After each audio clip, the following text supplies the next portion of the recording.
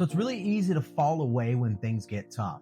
Like when God keeps you on a path and he's trying to get you to listen to him and he's got this out of your life and this out of your life and this out of your life. When times get tough, do not go back.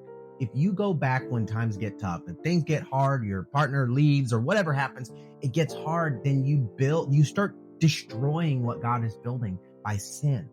Sin, it starts to tear down all the progress that you're making in God.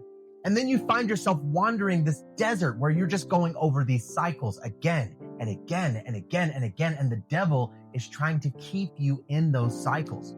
That's why it's so important to be faithful to God. It's not just so that you can develop a self-righteousness that says, look at me, I haven't sinned in a long time. No, it's so that you can stay on track with God. It's so that you can continue to build up a relationship and a rapport with him where he can communicate to you and tell you the next step you're supposed to take. When you put your mind on Christ and you're thinking of all the beautiful things that God is having you think of and you're communicating with him, then when a door opens, you're going to have the wisdom and the discernment and the knowledge to walk through that door, thus building on the life that God wants you to have.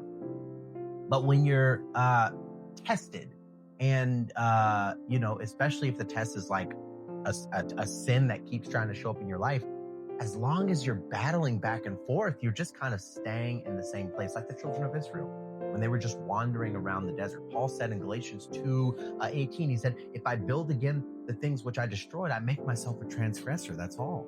But then later he says in 2:20, he says, I'm crucified with Christ. Nevertheless, I live, yet not I, but Christ that lives in me. And the life which I now live in the flesh, I live by the faith of the Son of God who loved me and gave himself for me. You see, when we live by faith, then in those pressure-filled times and the times when things are tough and coming against us, we're going to learn to allow the love that Jesus had for us to keep us in a place that says, look, that this is like everything else may be changing.